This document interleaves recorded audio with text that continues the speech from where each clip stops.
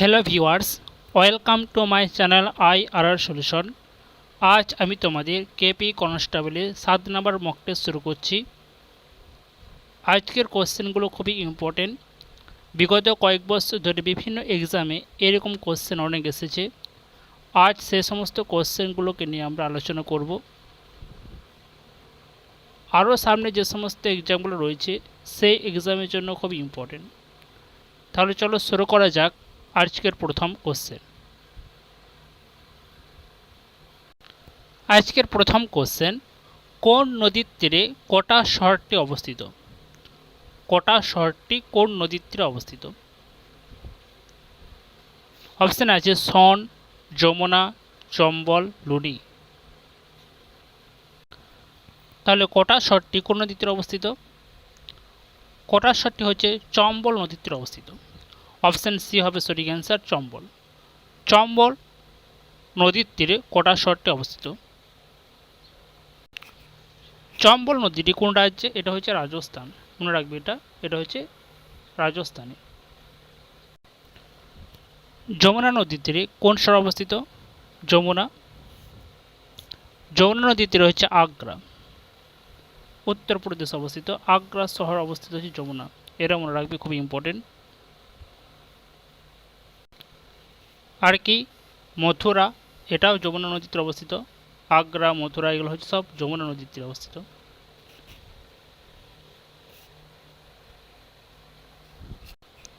Next question, Ibadatkhana নির্মিত হয় কোন সালে? ইবাদতখানা কে নির্মাণ করেছিলেন? ইবাদতখানা নির্মাণ করেছিলেন সম্রাট আকবর ফতেপুর সিক্রিতে। সম্রাট আকবর ইবাদতখানা নির্মাণ করেছিলেন ফতেপুর সিক্রিতে। কত সালে? 1575 সালে। অপশান এ হচ্ছে সঠিক অ্যান্সার, 1575 সালে সম্রাট আকবর ফতেপুর সিক্রিতে ধর্মীয় আলোচনার উদ্দেশ্যে ইবাদতখানা প্রতিষ্ঠা করেছিলেন।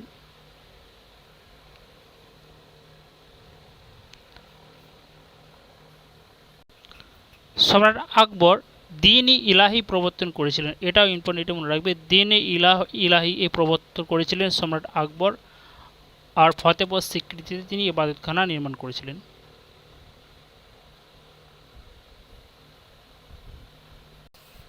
নেক্সট কোশ্চেন, সংবিধানের কোন অনুচ্ছেদে ভারতীয় নাগরিকদের পালনীয় মৌলিক কর্তব্যের উল্লেখ রয়েছে? কোন আর্টিকেল? ভারতীয় নাগরিকদের মৌলিক যে কর্তব্য সেগুলো উল্লেখ আছে আর্টিকেল 51A-তে। অপশান এ হচ্ছে সঠিক অ্যান্সার। আর পার্ট 4A, এর মনে রাখবে, পার্ট 4A আর আর্টিকেল 51A-তে ভারতীয় নাগরিকদের মৌলিক কর্তব্যের উল্লেখ রয়েছে। পূর্বে মৌলিক কর্তব্যের সংখ্যা ছিল 10টি। প্রথমে ভারতীয় সংবিধান যখন কার্যকরী হয়েছিল তখন মৌলিক কর্তব্যের সংখ্যা ছিল 10টি। পরবর্তীকালে 2002 সালে 86তম সংবিধান সংশোধনীর মাধ্যমে 2002 সালের 86তম সংবিধান সংশোধনীর মাধ্যমে শিক্ষার অধিকারকে মৌলিক অধিকারে অন্তর্ভুক্ত করা হয় এবং এখন মৌলিক কর্তব্যের সংখ্যা হচ্ছে 11টি। মৌলিক কর্তব্যের ধারণাটি সোভিয়েত রাশিয়ার সংবিধান থেকে গৃহীত হয়েছে। সোভিয়েত রাশিয়া, এটা মনে রাখবে, খুবই ইম্পর্টেন্ট, যে মৌলিক কর্তব্যের ধারণা নিয়ে হয়েছে সোভিয়েত রাশিয়া থেকে, আর মৌলিক অধিকারটা নেওয়া হয়েছে মার্কিন যুক্তরাষ্ট্র থেকে।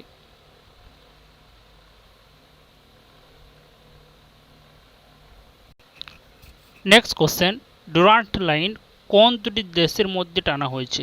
Durand line.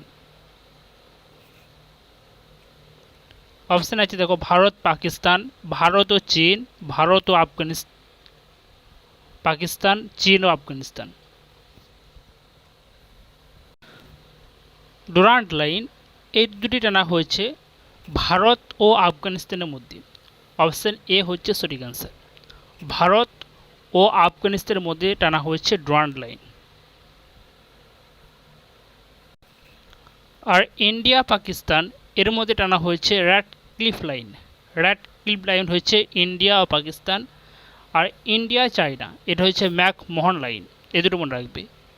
তাহলে ভারত ও আফগানিস্তান হচ্ছে ডুরান্ড লাইন, ভারত ও চীন হচ্ছে ম্যাকমোহন লাইন, আর ভারত পাকিস্তান হচ্ছে র্যাডক্লিফ লাইন। এছাড়াও আরও একটি লাইন আছে LOC, line of control. Line of control এটাই টানা হয়েছে ভারত ও পাকিস্তানের অধিকৃত কাশ্মীর এলাকায়, কাশ্মীরের মধ্যে, ভারত ও পাকিস্তানের অধিকৃত কাশ্মীরের মধ্যে এলওসি, লাইন অফ কন্ট্রোল টানা হয়েছে।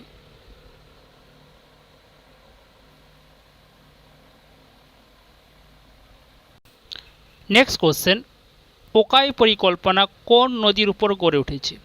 ওকাই পরিকল্পনা নর্মদা, কৃষ্ণা, শতদ্রু, তাপি বা তাপ্তি। সঠিক অ্যান্সার হচ্ছে তাপি বা তাপ্তি নদীর উপর ওকাই পরিকল্পনা গড়ে উঠেছে।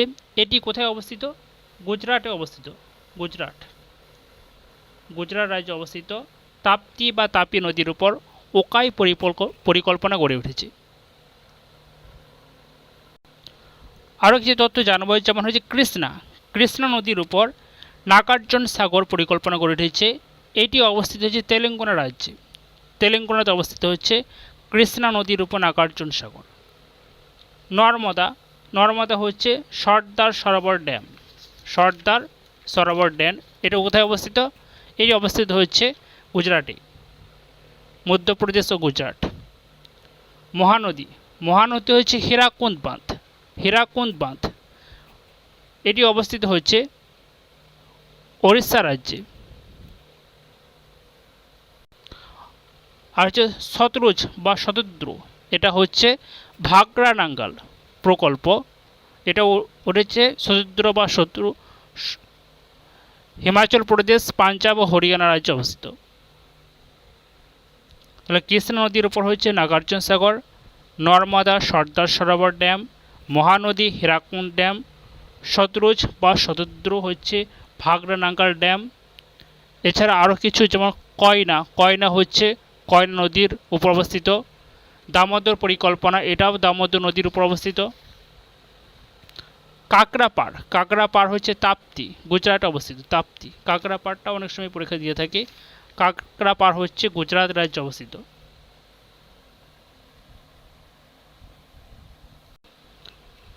নেক্সট কোশ্চেন, কংগ্রেসের কোন অধিবেশনে গান্ধীজি সভাপতিত্ব করেছিলেন? কংগ্রেসের কোন অধিবেশনে গান্ধীজি সভাপতিত্ব করেন? গান্ধীজি একটি অধিবেশনে একমাত্র সভাপতিত্ব করেছিলেন, সেটা ছিল বেলগাঁও 1924 সালে। বেলগাঁও 1924।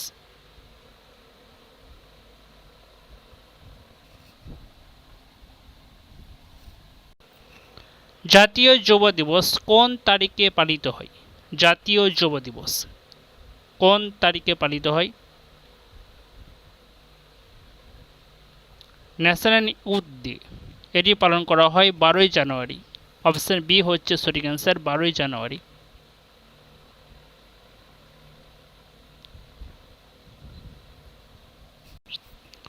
হু কোভিড-19কে কি জাতীয় সংক্রামক রোগ হিসেবে ঘোষণা করল? হু ওয়ার্ল্ড হেলথ অর্গানাইজেশন কোভিড-19কে কি জাতীয় সংক্রামক রোগ হিসেবে ঘোষণা করেছিল? জিনগত, মহামারী, স্থানীয়, পৃথিবীব্যাপী। তো সঠিক অ্যান্সার হচ্ছে পৃথিবীব্যাপী।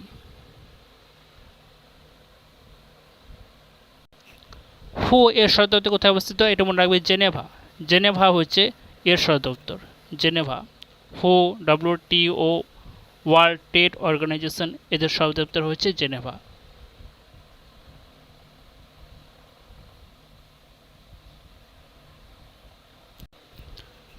গাড়ির হেডলাইটে কোন ধরনের দর্পণ ব্যবহার করা হয়? গাড়ির হেডলাইটে কোন ধরনের দর্পণ ব্যবহার করা হয়? অবতল, উত্তল, অধিবৃত্তাকার, কোনটি নয়? গাড়ির হেডলাইটে অবতল দর্পণ ব্যবহার করা হয়। অপশন এ হচ্ছে সঠিক অ্যান্সার, অবতল দর্পণ ব্যবহার করা হয় গাড়ির হেডলাইটে। আর মোটর গাড়ির ভিউ ফাউন্ডার হিসাবে উত্তল দর্পণ ব্যবহার করা হয়। এটা মনে রাখবে, মোটর গাড়ির ভিউ ফাউন্ডার হিসাবে উত্তল দর্পণ ব্যবহার করা হয়। আর গাড়ির হেডলাইটে অবতল দর্পণ ব্যবহার করা হয়। নেক্সট কোশ্চেন, অস্তিত্বের জন্য সংগ্রাম কার মতবাদ? অস্তিত্বের জন্য সংগ্রাম ল্যামার্ক, ডারউইন, মেন্ডেল, ভাইসম্যান। তো সঠিক অ্যান্সার কী হবে? অস্তিত্বের জন্য সংগ্রাম, এটা হচ্ছে ডারউইনের মতবাদ। ডারউইনের আর কি কি মতবাদ আছে, যেমন প্রাকৃতিক নির্বাচনবাদ, এটা হচ্ছে ডারউইন, এটা মনে রাখবে, প্রাকৃতিক নির্বাচনবাদ। আর ডারউইনের লিখিত গ্রন্থটির নাম কি ছিল? ডারউইনের লিখিত গ্রন্থটির নাম ছিল on the origin of species by means of natural selection. এটা মনে রাখবে, on the origin of species by means of natural selection. আর ল্যামার্কের লিখিত গ্রন্থটা হচ্ছে ফিলোসফি জুওলজিক। ল্যামার্ক হচ্ছে অঙ্গের ব্যবহার অব্যবহার সূত্রের প্রবক্তা। অঙ্গের ব্যবহার ও অব্যবহার সূত্রের প্রবক্তা হচ্ছে ল্যামার্ক। মেন্ডেল হচ্ছেন বংশগতিবিদ্যার জনক বলা হয় মেন্ডেলকে। বংশগতিবিদ্যার জনক বলা হয় মেন্ডেলকে। নেক্সট কোশ্চেন, কোন রাজ্য দহি হান্ডিকে অফিসিয়াল ক্রিয়া ঘোষণা করেছে? কোন রাজ্য দহি হান্ডিকে অফিসিয়াল ক্রিয়া ঘোষণা করেছে? উত্তরাখণ্ড, উত্তরপ্রদেশ, গুজরাট, মহারাষ্ট্র। অপশান ডি হচ্ছে সঠিক অ্যান্সার, মহারাষ্ট্র। মহারাষ্ট্রের সিএম একনাথ শিন্দে দহি হান্ডিকে অফিসিয়াল ক্রিয়া ঘোষণা করেছেন, একনাথ শিন্দে।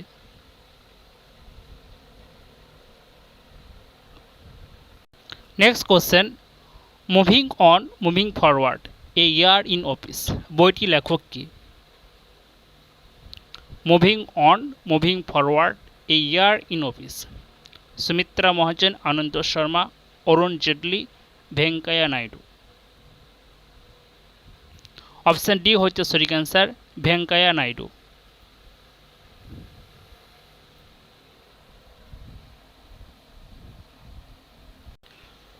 নেক্সট কোশ্চেন, কোন শাসকের আমলে বরাবরের মতো জিজিয়া কর বিলুপ্ত করা হয়?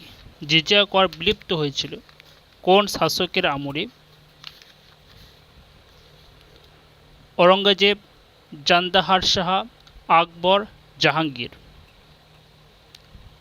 সঠিক অ্যান্সার হচ্ছে অপশান বি, জান্দাহার শাহ এর আমলে জিজিয়া কর বরাবরের জন্য বিলুপ্ত হয়ে যায়।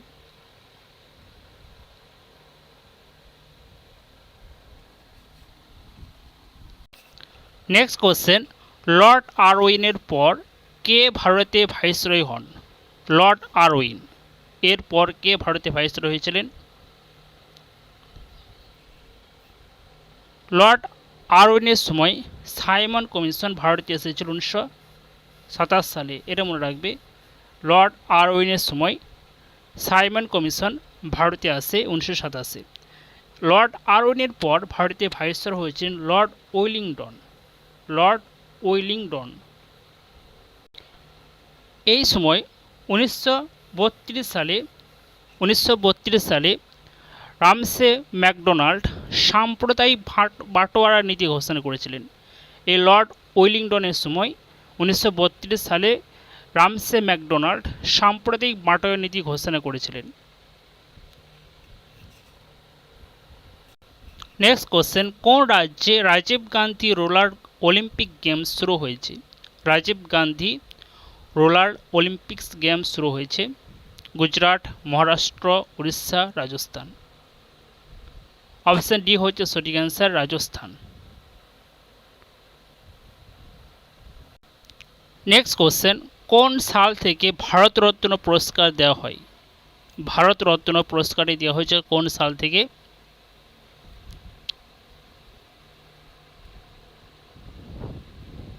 সঠিক অ্যান্সার হবে 1954, অপশান সি। 1954 থেকে ভারতরত্ন পুরস্কার দেওয়া হয়। ভারতরত্ন প্রথম পেয়েছিলেন 1954-তে চক্রবর্তী রাজা গোপালাচারী, ভারতের শেষ গভর্নর জেনারেল ছিলেন 1954 সালে। আর ভারতের প্রথম রাষ্ট্রপতি বা দ্বিতীয় রাষ্ট্রপতি ছিলেন সর্বদাই রাধাকৃষ্ণন তিনি পেয়েছিলেন 1954-তে। 1954-তে সর্বদাই রাধাকৃষ্ণন পেয়েছিলেন, যিনি ছিলেন ভারতের প্রথম উপরাষ্ট্রপতি ও দ্বিতীয় রাষ্ট্রপতি। এছাড়াও মনে রাখবে ডক্টর বিধানচন্দ্র রায়, যিনি পশ্চিমবঙ্গের মুখ্যমন্ত্রী ছিলেন, 1961 সালে ভারতরত্ন পুরস্কার পেয়েছিলেন।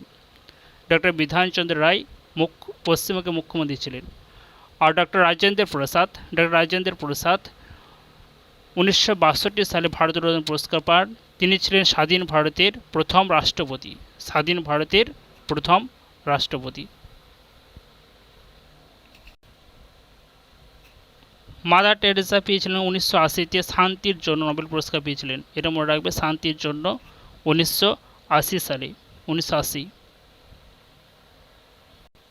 অমর্ত্য সেন 1999 অর্থনীতির জন্য নোবেল পুরস্কার পেয়েছিলেন অমর্ত্য সেন। আর লতা মঙ্গেশকর 2001 সালে, এটা পরীক্ষাতে পড়েছিল, খুবই ইম্পর্টেন্ট, লতা মঙ্গেশকর 2001-এ পেয়েছেন। আর অমর্ত্য সেন 1999 অর্থনীতির জন্য। প্রণব মুখার্জি 2019-এ পেয়েছিলেন। প্রণব মুখার্জি তিনি ছিলেন ভারতের প্রাক্তন রাষ্ট্রপতি প্রণব মুখার্জি। বাঘা যতীন নামে কে পরিচিত ছিলেন? বাঘা যতীন, যতীন দাস, যতীন্দ্রনাথ মুখার্জি, যতীন্দ্র মোহন সেনগুপ্ত, উপরে কেউ নেই। তাহলে বাঘা যতীন নামে পরিচিত ছিলেন যতীন্দ্রনাথ মুখার্জি। অপশন বি হচ্ছে সঠিক অ্যান্সার, যতীন্দ্রনাথ মুখার্জি। পার্লামেন্টে বাজেট পেশের সময় ভারত সরকারের প্রতিনিধিত্ব করেন। পার্লামেন্টে যে বাজেট অধিবেশন হয় সেই সময় ভারত সরকারের প্রতিনিধিত্ব করেন অর্থমন্ত্রী। অপশন এ হচ্ছে সঠিক অ্যান্সার, অর্থমন্ত্রী। দিল্লির কোন সুলতান পোলো বা চৌখান খেলতে গিয়ে ঘোড়ার পিঠ থেকে পড়ে মারা যান? দিল্লির কোন সুলতান পোলো খেলতে গিয়ে ঘোড়ার পিঠ থেকে পড়ে মারা যান? মোহাম্মদ বিন তুগলক, বলবন, কুতুবউদ্দিন আইবক, ফিরোজ শাহ তুগলক। তাহলে অপশান সি হচ্ছে সঠিক অ্যান্সার, কুতুবউদ্দিন আইবক। কুতুবউদ্দিন আইবক ছিলেন দাস বংশের প্রতিষ্ঠাতা। কুতুবউদ্দিন আইবক ছিলেন দাস বংশের প্রতিষ্ঠাতা।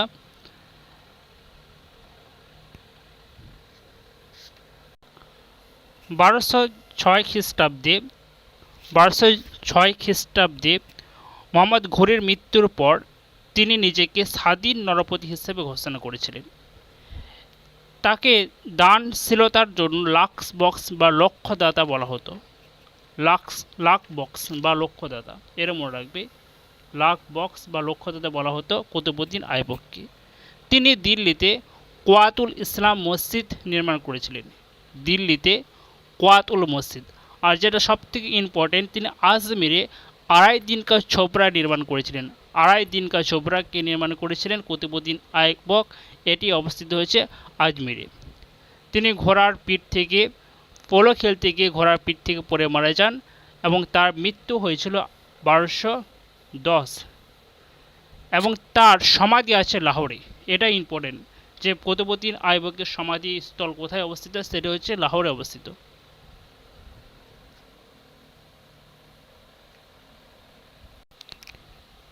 নেক্সট কোশ্চেন, ভারতে প্রথম ভাষার ভিত্তিতে গঠিত রাজ্য কোনটি? ভারতের প্রথম ভাষা ভিত্তিতে গঠিত রাজ্য হচ্ছে অন্ধ্রপ্রদেশ। এটি কত সালে গঠিত হয়েছিল? 1956-তে। 1956 ভাষার ভিত্তিতে প্রথম গঠিত রাজ্য হচ্ছে অন্ধ্রপ্রদেশ। নেক্সট কোশ্চেন, WTO এর সদর দপ্তর কোথায় অবস্থিত? এর অ্যান্সার একটাকে দিয়েছিলাম, যে WTO হচ্ছে Geneva. WTO, WHO, Red Cross, এদের সদর দপ্তর হচ্ছে Geneva. WTO, WHO, Red Cross. আর ওয়াশিংটন ডিসি সেটা কার? Washington DC